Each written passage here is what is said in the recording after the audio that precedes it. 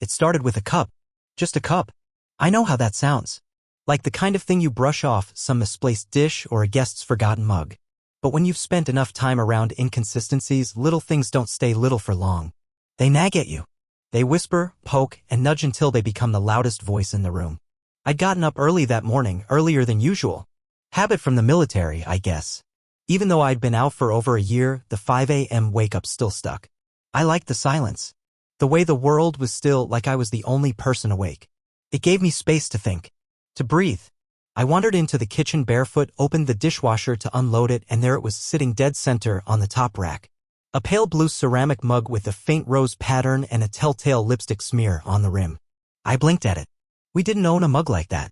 Ellie had a favorite set she'd picked out from some boutique downtown, white stoneware with hand-painted gold rims. This wasn't from that set. This wasn't from any set we owned. This didn't belong.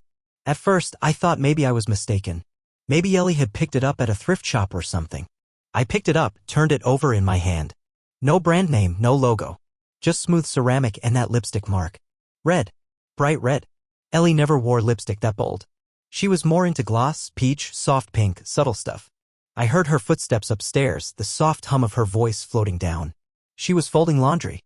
I walked into the living room, mug in hand. "Hey," I said, trying to sound casual. "This yours?" She looked up from the couch, a neatly folded stack of clothes beside her. For a split second, just a flicker, something passed over her face. Surprise, maybe? Or panic. Then she recovered. "Oh," she said too brightly, "that's Kelly's. She stopped by yesterday for tea." Kelly, right? Kelly, who I had helped pack for her trip to Canada 2 nights ago. I had carried her suitcase to the Uber. Zipped her winter coat, handed her the neck pillow she almost forgot. Her flight left at 8:10 p.m. I even remembered the gate number, A17. I stared at Ellie for a beat too long. "She stopped by yesterday?" She nodded quickly. "Yeah. Real quick. Just to say hi." I raised an eyebrow. "She's in Vancouver. She left last night." "No," I said, keeping my voice steady. "She left the night before last. I helped her pack." "You were there." The silence that followed was short, but it said everything. Ellie's eyes darted for a millisecond before she smiled again, this time with less warmth. "Oh," she said, brushing her hair behind her ear. "Right? I must have mixed up the days." She turned back to folding laundry like we were done, like that answer wrapped everything up in a neat little bow. But my gut twisted. Something wasn't right. That cup didn't belong in our house. The thing about suspicion is it's not like a light switch. It doesn't flip on instantly. It's more like a leak. A slow drip that becomes a flood. And that morning, that cup was the first drop that hit the floor. I didn't say anything more about it. I put the mug in the sink, ran some water in it, and let it sit there. But the seed was planted. My thoughts wouldn't let it go.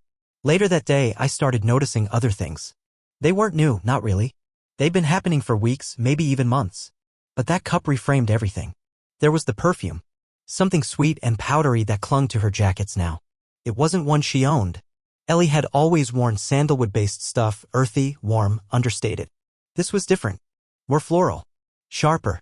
And it lingered long after she left the room. Then there was the hallway. A few nights earlier, I'd walked past the entryway and paused. The air smelled off. Not bad, just unfamiliar. Like someone else had been standing there. Cologne. I hadn't worn any since last year, and Ellie hated strong scents, so I knew it wasn't a gift she'd bought for me. I couldn't place the brand, but it was definitely something a man would wear. And her phone. God, her phone. It used to sit on the counter or the coffee table, face up and buzzing like a normal person's. Yeah? Always face down. Always on silent. It followed her everywhere, to the bathroom, to the laundry room, even to the backyard when she went out to water the plants. Last Tuesday, I walked into the room just as a notification popped up. The screen lit for half a second. "You matched with Blake. Say hi." My stomach turned. It was a dating app. Not one I recognized, but the interface was unmistakable. "And Ellie?" She practically dove to snatch the phone before I could react. "It's just a spam notification," she said too fast. "Some old account I never deleted." "God, Lucas, relax. It's nothing." I didn't say anything. She looked at me, eyes narrowing. "Don't give me that look. You've been acting weird lately. Ever since you got back, it's like you don't trust anyone." I opened my mouth to respond, but she cut me off. "You need to stop," she said, her voice suddenly sharp. "You're paranoid. It's not healthy. Not everything is some big conspiracy, Lucas." She stormed off before I could get a word in. And that's when the guilt trip began. You know what your therapist said about being suspicious all the time? She told me over dinner that night. Come again. You're projecting. You've been through a lot. You think you're seeing danger because that's what you were trained for. I nodded. I didn't want to fight. Not right then. But inside I was unraveling. Because for someone who claimed there was nothing going on, she was working awfully hard to make me feel like I was the problem. I didn't sleep that night. I lay awake, staring at the ceiling, listening to Ellie's soft breathing beside me. I thought about the cup again. The lipstick. The scent in the hallway. The dating app. It didn't add up. Something was off. Something was happening just beyond the edges of what I could prove. And Ellie was hiding it, whatever it was, behind a wall of charm, misdirection, and psychological sleight of hand. The worst part? She was good at it. She knew how to make me second-guess myself. Knew exactly where to press to make me feel crazy. She knew I had ghosts. She knew I'd come back from deployment different, quieter, more alert, slow to trust. And now she was twisting that into a P*N. Using it to hide behind. It was smart. But not smart enough. Because something about that morning stayed with me. That damn cup. That moment of hesitation when I held it up and asked her. That wasn't confusion. That was fear. She was afraid I'd figured something out. And maybe I had. I didn't know the full picture yet, but I knew one thing for sure. Whatever Ellie was hiding, she was hiding it well. Too well. But not for long. The days that followed were quiet, but not the good kind. The kind of quiet that settles after something breaks. Ellie and I moved around the house like roommates who couldn't quite admit they hated living together. No fights, no screaming, just absence. Her eyes didn't meet mine like they used to. Her voice was lighter, but too light, like a practiced script. And I stopped asking questions. But I started paying attention. The more I watched, the more I saw. She had taken up yoga. Let me be clear, Ellie hated exercise. We used to joke about it, how her idea of cardio was walking from the car to the coffee shop. But now, suddenly, she was rolling out a mat in the guest room every morning at 6:30, following along with videos from some influencer named Dakota. She said it helped her focus. That it was part of her new routine. I peeked in once. She wasn't watching the video. Her screen was dimmed. She was just sitting there scrolling. When she noticed me, she jumped up and said she was cooling down. Her phone, always glued to her hand, was now practically part of her body. It was never out of reach. She took it with her when she showered. When she cooked. When she folded laundry. If I so much as glanced in its direction, she'd turn it over or tuck it into her hoodie pocket. And she never used sound anymore. Not even for music. It was always silent. Like she didn't want anyone else to hear what was going on. That's when I really started cataloging the patterns. Every Tuesday and Thursday she went to a book club. I offered to drive her once, just being nice. She declined, saying it was at someone's house across town and they rotated locations every week. I asked which book they were reading. She said The Nightingale, then The Goldfinch, then something by Colleen Hoover. But I looked online, no such club existed in our area. I even checked Facebook groups, local libraries, bookstores. Nothing. I once asked what the group was called. She said it's not formal. Just some girls from around. Except I hadn't seen her hang out with some girls in months. Then there were her clothes. She started dressing up more. Not dramatic, just different. Tighter jeans. Low-cut tops. More makeup. The kind of effort you notice, not because it's a lot, but because it wasn't there before. I told myself not to spiral. But spiraling didn't require effort. It just happened. It all started tracing back to one night, the charity gala. It was hosted by her workplace in late March, a black tie thing with a silent auction and overpriced wine. I almost didn't go. I hate those stuffy events, but Ellie insisted. Said it would mean a lot if I was there. I remember it too clearly. She wore a Berg *NY dress. Backless. Her hair was pinned up with loose strands curling around her neck. She looked stunning. Everyone said so. I spent most of the evening awkwardly sipping club soda, nodding through introductions I'd forget 2 seconds later. Ellie was radiant, laughing easily, moving through the crowd like she belonged there in a way I never could. That's when I saw him. Tall. Athletic build. Mid-40s maybe. Wearing a Berg *NY velvet jacket that matched Ellie's dress a little too perfectly. At first, I thought he was just another donor, one of those rich types who like to be seen supporting causes. But then I noticed the way he stood with her. He leaned in too close. Touched her wrist when he laughed. And she didn't pull back. She laughed too. The kind of laugh that showed her teeth. The kind she used to give me. When she introduced me, her hand barely grazed my arm. "Lucas, this is Michael Bronson," she said. "He's a consultant for one of our partner programs." He gave me a firm handshake. Too firm. Pleasure to meet you, Lucas, he said. Ellie's told me so much about you. Funny. She'd never mentioned him. I watched them for the rest of the night. Not obviously. Just enough to note the patterns, the glances, the shared jokes, the private little looks. And then I forgot about it. Or tried to. Until the cup. Until everything started pointing backward, connecting lines I hadn't known were there. After that night, Ellie began changing. More late work events. More yoga. More perfume. Less of everything that made us feel like us. I remember one night, lying in bed, she turned her back to me and sighed. I asked what was wrong. She said nothing. I pressed. She finally said, I don't know. I just feel like I need a reset. A reset. Like I was a device to be unplugged. She used to sleep tangled in me. Now we had an invisible wall down the middle of the bed. I reached for her once, just instinct, half asleep, and she flinched. Said I scared her. Scared her. That one hurt. I didn't argue.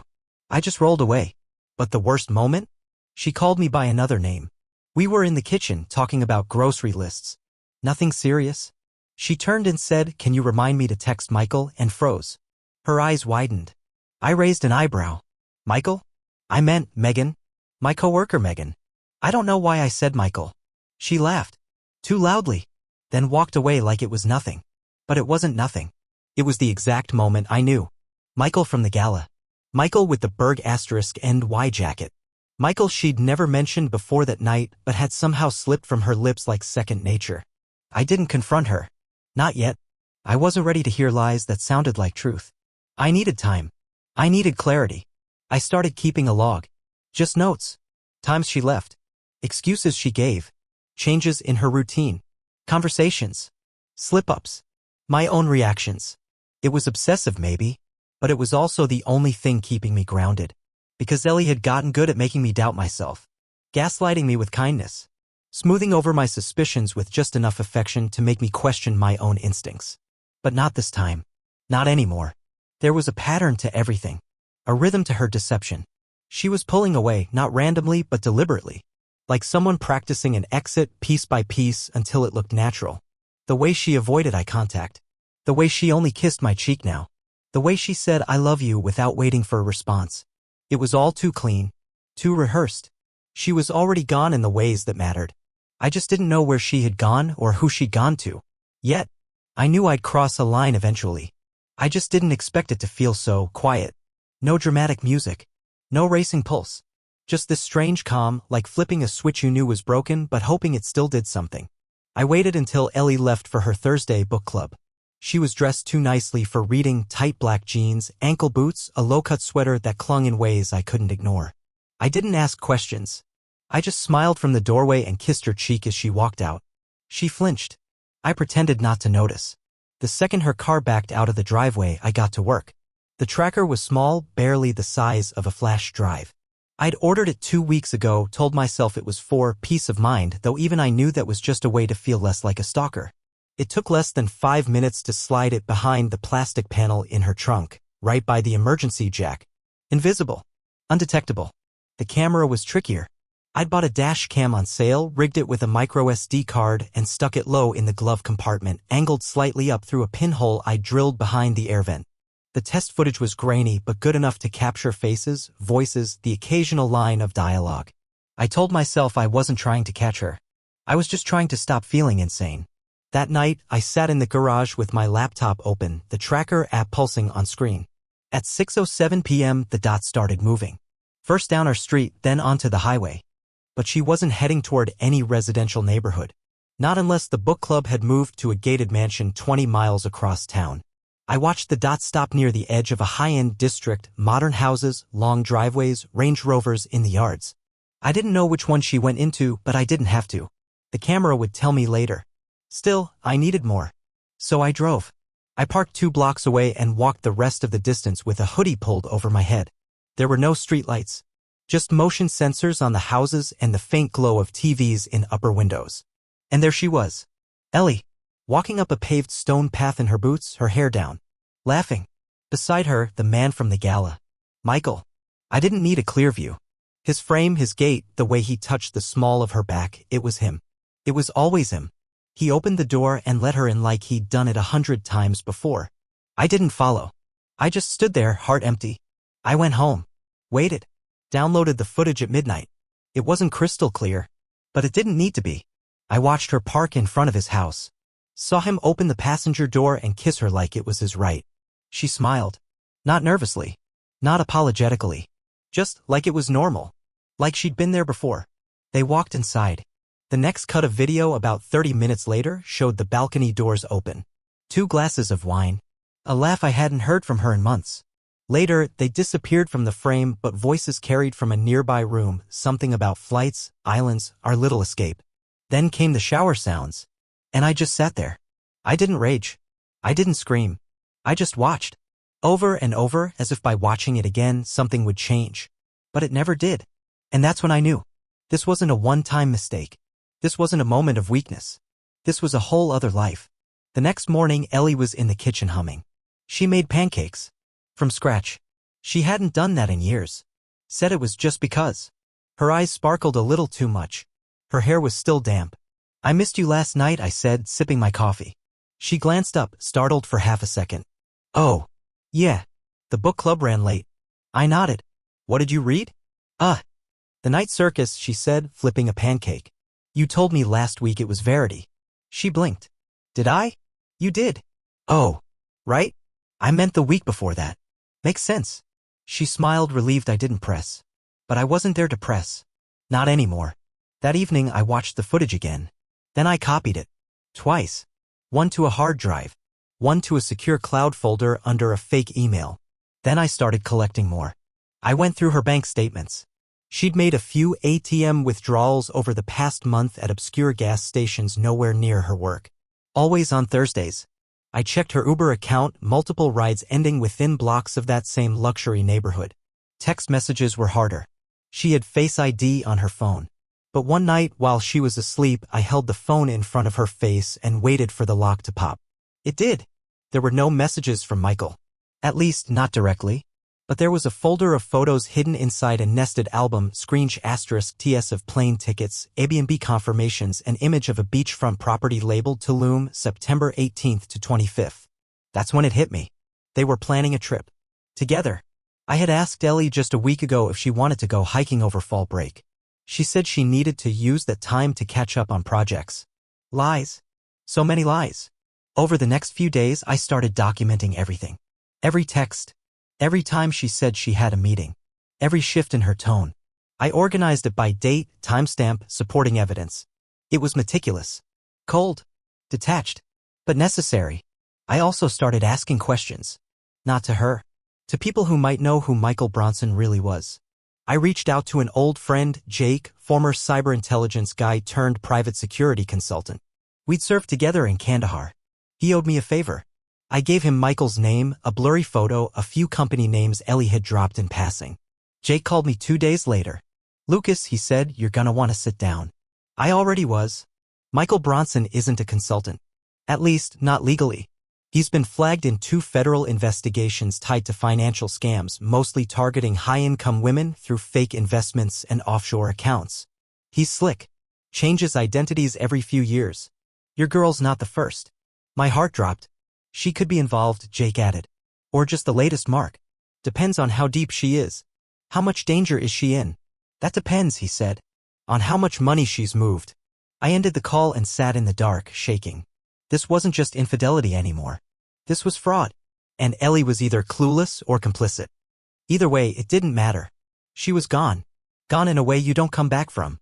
And now I had confirmation. Not just a betrayal, but of intent. She was planning a future I wasn't in. A new life. A new identity. Maybe even a new bank account. And I had the proof to bury her if I wanted to. So I sat with that knowledge. And I began planning the next move. Quietly. Without warning. Just like she had. I didn't lose it. I didn't scream, break things, or confront her with my fists curled and voice raised. That's what she might have expected. That's what a guilty person prepares for, an explosion. Something messy and emotional that they can twist into victimhood. No. I'd seen that tactic too many times. In war zones, in briefings, in human behavior. Emotional responses were predictable. And predictable meant controllable. So I did nothing. At least, that's what it looked like on the surface. I still kissed her on the cheek in the mornings. Still asked how her fake book club was going. Still sat next to her during movie nights and passed her the popcorn like nothing was broken. But underneath, I was moving. Quietly. Deliberately. I called Jake again. Told him I needed more than a background check. I needed a complete footprint. Everything Michael Bronson had touched, email aliases, companies, offshore transfers, shell accounts, past victims, even SIM cards if he could find them. Jake didn't ask why. He knew the tone in my voice meant I was done asking questions. You want to bring him down? He asked. No, I said. I want to make him disappear. The next phase was data. Ellie used the shared desktop only occasionally, but I noticed she often plugged in her external drive, supposedly to back up work files. One night, while she was asleep, I cloned it. Took a copy and scanned it on a separate, air-gapped laptop I kept for security testing. It was worse than I thought. There were documents labeled with things like travel schedule _September, wire instructions _crypto, client _ROI overview, and more names I didn't recognize. Paired with figures and logos for companies that didn't seem to exist anywhere legitimate. One spreadsheet listed Lucas H., temp freeze, divert 32K via MSA route. My name. Next to a dollar amount. Next to a diversion plan. That wasn't just betrayal. That was setup. They weren't just planning a life together. They were planning it on me. That's when I knew she wasn't just being lied to. She was participating. Maybe it started as an affair. Maybe it began with manipulation. But now Ellie was complicit. And Michael had either convinced her to siphon my assets into investments or she'd come up with the idea herself. So I made a list. Targets. Michael's primary and shell accounts, Jake would trace them. Ellie's bank activity and transfers. The crypto wallets linked to both. Their travel documents and booking receipts. IP addresses logged on my home Wi-Fi, several unknown MAC addresses, devices I hadn't authorized. Recordings from the camera. I copied everything into a single encrypted folder, labeled it Winter Recipes, and saved it behind 2 layers of AES encryption. The kind of digital deadbolt only a paranoid ex-military guy would know how to set. Then I made calls. I contacted 3 investment firms, ones whose names appeared on Ellie's documents, and submitted anonymous flags on unregistered financial advising and potential fraud activity linked to a consultant named Michael Bronson. Next, I filed a report through FINRA, the regulatory body for securities fraud, using another alias Jake helped me secure. The report included redacted documentation and a list of flagged transfers. Within a week, 2 of the firms had frozen minor accounts pending investigation. A third went completely dark, likely caught off guard. Then I triggered the final trap. I submitted an IRS tip form. Quiet, bureaucratic, and devastating. I attached every suspicious transaction Ellie and Michael had processed under personal business income not filed, with photos and metadata from their emails. It wasn't an accusation, it was a breadcrumb trail. One that would take months to untangle but would end in audit hell. Ellie kept smiling through it all. Kept telling me she was finally feeling balanced again. That yoga had helped her find clarity. That she might be traveling soon for a wellness retreat. I smiled back. Sounds good, I said. You deserve that. What she didn't know. Her credit card was already flagged. Her bank account was under temporary review. And Michael, sweet, arrogant Michael, was about to find out just how exposed he was. Jay called again. Lucas, he said. Your guy spooked. Already? Yeah. His primary wallet's been emptied. He's trying to move the funds, but at least 3 of the banks involved have frozen the channels. 2 of his shell companies are under investigation. There's a good chance the feds are watching him now. What about Ellie? A pause. She's on their radar. Her name shows up in enough emails to raise eyebrows. If he flips, he might give her up to save himself. I took a breath. Good. That night, Ellie was quiet, distracted. She stared at her phone like she was waiting for bad news. She didn't touch her dinner. Said she felt weird, like something was off. I offered her a glass of wine. She accepted it with a thank you kiss on the cheek. Then she went upstairs to call someone. Her voice was muffled, but I caught phrases. I thought it went through, and they said pending review. And finally, should we be worried? I didn't sleep much. Not because I was nervous, because I wanted to savor it. The slow unraveling, the beginning of her end. 3 days later, Michael Bronson disappeared. Not in a dramatic way. No police raid. No arrests. Just gone. His website deactivated. Email addresses invalid. Social media wiped. Ellie received a text that night while we were watching TV. She stared at it for a long time. I didn't ask what it said, but I knew. Her face told me everything.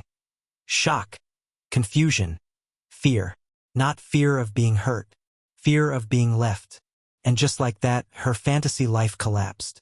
The lover gone, the money locked, the backup plan destroyed. She tried calling him 3 times, then 5. Her voice rose in panic upstairs. I heard the thud of something hitting the floor, the slam of a drawer, the creak of the bed as she sat down and whispered into the void. "Where are you?" She didn't know it yet, but that was only the beginning. I had already scheduled the next phase. I filed for divorce the following morning. The papers were ready, served quietly at her office. Her assistant brought them in while she was mid-call. She came home pale, shaking, mascara smudged. "You're leaving me?" she asked, standing in the doorway. I looked at her, really looked, and felt nothing. "Yes." She opened her mouth, searching for words. "Lucas, I made a mistake. It didn't mean anything. I didn't even. I know everything," I said calmly. "Don't insult either of us with lies." Her shoulders sagged. "It was just a phase. I didn't think. I didn't plan." "You did plan," I said. "You planned a life with someone else. You moved money. You lied. You left." She fell silent. The last thing I said before walking past her into the kitchen was this: "I didn't destroy this. You did. I'm just cleaning up the mess." She stood there for a long time. Then she broke. I heard her crying in the bedroom. But I didn't go to her. Because some things don't deserve comfort. Some betrayals don't deserve closure. And the damage she caused? It was never going to be something we could both walk away from. Not anymore. Michael Bronson vanished like a puff of smoke. 1 minute, Ellie was texting him, calling him, checking her email like her life depended on it. The next, he was a ghost, no replies, no receipts, no explanations. His accounts went dark, his websites were scrubbed, and his number redirected to a generic voicemail that sounded vaguely Canadian. She tried to hide it at first, kept smiling through meals she barely touched, pretending she was just distracted with work. But I saw it unravel. I saw her hands tremble when she typed. I saw the circles form under her eyes from sleepless nights, and I saw the panic start to take hold. She asked me once, tentatively, if I'd heard anything about cyber theft going around. Said a coworker of hers had mentioned it, that there were weird rumors about accounts being frozen due to phishing scams. I looked her dead in the eye and said, "Weird." She nodded, swallowed hard, changed the subject. 2 days later, she started getting calls. Unknown numbers she didn't recognize. She stopped answering after the 3rd one. She started whispering into her phone late at night, hunched over the bathroom sink with the fan on, her voice barely audible. I could only catch fragments. "I didn't know. He said it was legal. I transferred it because he told me. No, I didn't sign anything in my name." That's when the letters started coming. The first was from the bank. Her primary account was temporarily inaccessible pending verification of recent transactions. The second was from an investment review committee regarding unauthorized financial advisement tied to a disbanded partnership. The third came certified, notice of pending investigation, Federal Financial Division. She opened that one in front of me. Her face went white. She stumbled back, dropped the envelope, and actually whispered, "Oh my God." I didn't flinch. She turned to me like I was the one who could save her. "Lucas," she said, voice shaking, "I think something's wrong." "You think?" I asked quietly. She blinked, confused. "What?" I stood and walked over, picked up the paper, glanced at the seal, the signatures, the dates. Then I handed it back to her. "I told you not to lie to me," I said. "I told you I knew everything. You chose to keep going." Her mouth opened, closed, opened again. "I didn't mean for it to, Lucas. I didn't know this would happen. But you knew what you were doing." I cut in. "Don't pretend you didn't. You moved money. You covered for him. You forged things. You helped him." Tears welled in her eyes. "I was scared," she whispered. "He told me it was safe. That it was temporary. That it would be our start. I let that sit between us. Our start, I repeated. While you were still married to me. She reached out. I stepped back. Don't, I said. For the first time since I'd met her, she looked truly hollow. Like the weight of what she'd done was finally landing. But I wasn't done. Not yet. I filed the divorce petition with full supporting documentation, financial fraud suspicions, infidelity proof, potential identity theft risks. My lawyer, an absolute predator in litigation, attached every photo, every receipt, every video. The judge took one look at the file and ordered a freeze on our joint assets until further review. Ellie came home from the hearing with her face red and blotchy, her shoulders slumped like someone had beaten the wind out of her. You did this, she hissed. I just nodded. You earned it. She lost access to the savings account 2 days later. Then her credit card was suspended. Then her payroll check was flagged and held pending verification. I found her crying in the laundry room that night. Not silently either. Body-shaking sobs. The kind of crying you do when it all comes crashing down and you realize no one's coming to rescue you. Still, I said nothing. Because what was there left to say? She'd made her choices. All I'd done was make sure those choices had consequences. Then came the federal call. She was named, not charged, not yet, but listed as a person of interest in ongoing inquiries related to interstate financial fraud. They advised her to retain legal counsel. She collapsed on the floor after hanging up. I watched her sob on the tile for 20 minutes. It didn't feel good, but it felt necessary. She tried to talk to me again after that. Said she was misled, that Michael had manipulated her, that she just wanted to believe in something after things between us got cold. Cold, she said, like I was a broken radiator instead of the man who paid the mortgage while she cheated on me behind my back. She said she'd give everything back. That she'd sign whatever I needed. Just not to leave her. Not to let her go through this alone. But I was already gone. Had been for months. Just waiting for the moment she realized it. That moment came when I told her I'd already spoken to the DA. That I'd submitted everything I had and offered full cooperation. That if her name came up, I wouldn't shield her. That was the night she left the bedroom and didn't come back. The court date came faster than expected. She walked in with a public defender, thin man, overworked, underpaid. Her outfit was muted, conservative, nothing like the woman who used to light up parties in heels and Berg *NY lipstick. I handed over the dossier. The judge reviewed it in silence. Photos, emails, bank logs, hotel receipts, video stills, voice recordings from the car camera, her and Michael joking about siphoning slowly so Lucas doesn't notice. The courtroom was silent. When the judge looked up, her face was stone. Mrs. Hart, she said, you're lucky this hearing is only for divorce. Because if your name appears on one more line of those federal records, we'll be having a very different conversation.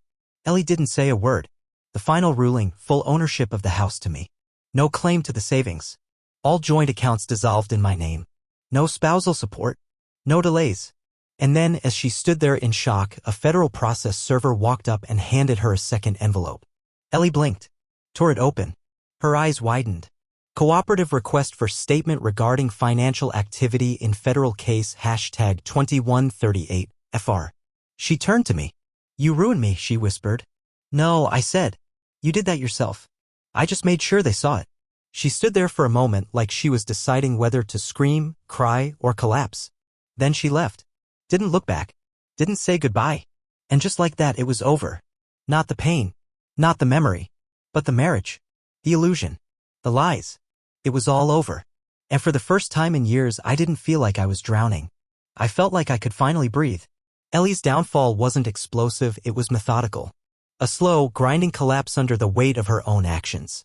After the court hearing, everything shifted. Her name wasn't just listed anymore, it was logged. Tagged. Associated. Banks closed in first. Her accounts were placed under investigative review, and when she tried to open new ones, they were flagged before the ink on the applications dried. Her direct deposit bounced back. Her credit cards were locked. She couldn't even Venmo without a 2-day freeze. Then her employer stepped in. She was called into HR on a Monday.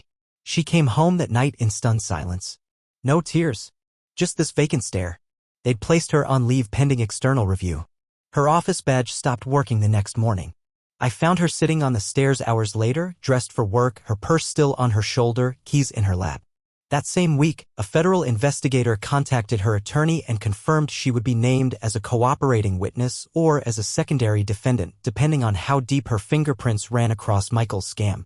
The man she'd risked everything for had given them her name. Under oath. Her voice cracked when she told me. He used me, she whispered. I didn't respond. She spiraled after that.